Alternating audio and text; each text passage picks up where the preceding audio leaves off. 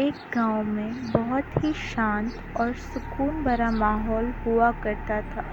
लेकिन आज भी रात उतनी खौफनाक और डरावनी हुआ करती है। काली रात ने अपने अंदर बहुत से राज छुपा के रखे हैं, जिसमें से एक है इंदिरा, उस गांव का सबसे डरावना सच। तो आइए आपको सुनाते हैं इंदिरा की कहानी। इंदिरा राजस्थान में पली बड़ी और उसकी शादी उन्हीं के गांव के एक लड़के के साथ हुई। थोड़े ही समय में उन पे 2 बच्चों की जिम्मेदारी आ गई। पैसों की तंगी होने के वजह से वो अपने परिवार को लेकर गुजरात के वडोदरा जिले में आ पहुंचे। इंदिरा के पति को वडोदरा की ही एक फैक्ट्री में नौकरी लग गई। नौकरी की वजह से वो सुबह निकल जाता और देर रात तक वापस ना आ पाता। इंदिरा गांव की सबसे खूबसूरत औरत हुआ करती थी। उसका पति उसे टाइम ना दे पाने की वजह से उसका चक्कर गांव के एक लड़के के साथ हुआ। उसे नहीं पता था कि वो उसकी ज़िंदगी की सबसे बड़ी गलती होने वाली थी। इंदिरा के पड़ोस में एक दादी रहा करती थी, जिन्होंने इंदिरा को उस लड़के के साथ देख लिया था।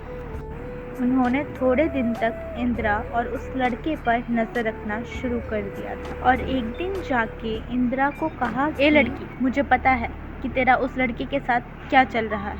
आने दे तेरे पति को, बताती हूँ, वो तेरी खबर ज़रूर लेगा। उतना बोलकर वो वहाँ से चली गई। इंदिरा ने उस दादी से बहुत माफ़ी मांगी और कहा, आप प्लीज़ मेरे पति को कुछ मत बताइए, आप जो बोलेंगी मैं वो करूँगी। आज के बाद मैं उस लड़के को कभी भी नहीं देखूँगी। बस आप किसी को प्लीज़ कुछ मत बताना।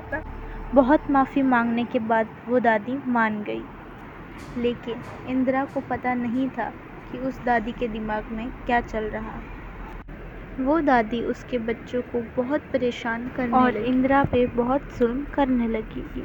फिर उस दादी ने इंदिरा को बहुत परेशान किया, जिसके कारण इंदिरा ये सब नहीं झेल पाई। फिर उसने कुछ ऐसा कदम उठाया जिसके बाद से सबकी ज़िंदगियां बदल गईं। गांव का सुकून मातम में बदल चुका था। रोज़ की तरह सुबह हुई, लेकिन इंदिरा कुछ अलग इरादे से उठी थी। उसने अपने बच्चों को तैयार करके स्कूल भेजा और पति फैक्ट्री में चला गया। उसके बाद उसने ईंट से एक चौकर तैयार किया, उसमें आग लगाई, अपने मुंह में कपड़ा बांधा और जलती हुई आग में बैठ गई। उस कपड़े की वजह से उसकी आवाज़ बाहर नहीं जा रही थी। जब धुआं उठा तब सब गांव वालों को पता चल गया कि इंदिरा के घर में आग लगी है। जब तक पुलिस और फायर ब्रिगेड आए तब तक गांव वालों ने इंदिरा के घर का दरवाज़ा खोल दिया। जैसे ही दरवाज़ा खुला वो सब डर गए।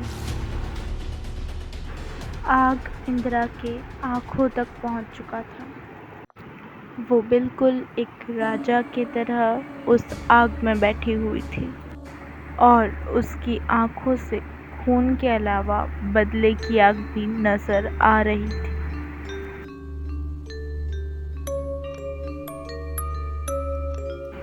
इंदिरा के मरने के बाद गांव वालों की रात अचानक से बदल गई थी। थोड़े ही दिनों में इंदिरा वापस आ गई थी। उसका कहर पूरे गांव में छा गया था। इंदिरा ने सबसे पहले एक रात बड़ी ही बेरहमी से उस दादी को मार डाला। उसके बाद उसने अपने दोनों बच्चों को भी मार दिया।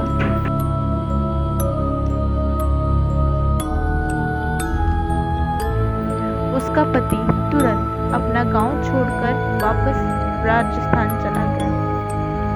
थोड़े ही दिनों में खबर आई कि उसका पति पूरी तरह से पागल हो चुका है।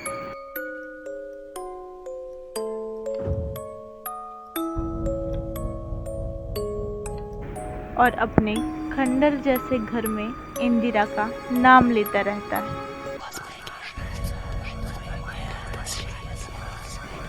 उसके बाद भी वो शांत नहीं हुई। वो धीरे धीरे गांव वालों को अपना शिकार बनाने लगी।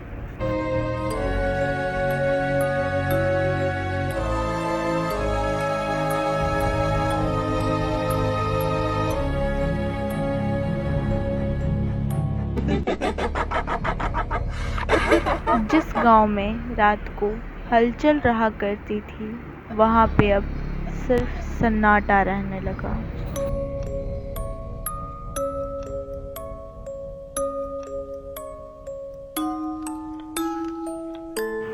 इंदिरा का घर अब खंडर बन चुका था।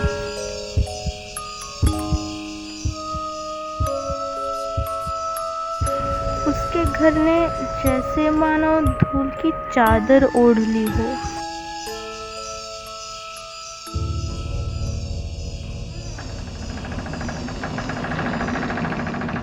ना कोई आता और ना ही कोई जाता था।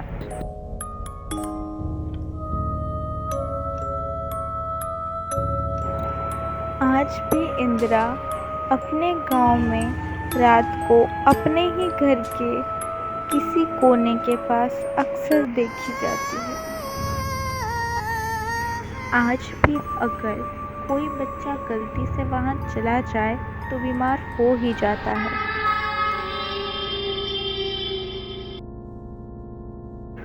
उसकी डरावनी हंसी गांव को डरा के रख देती है।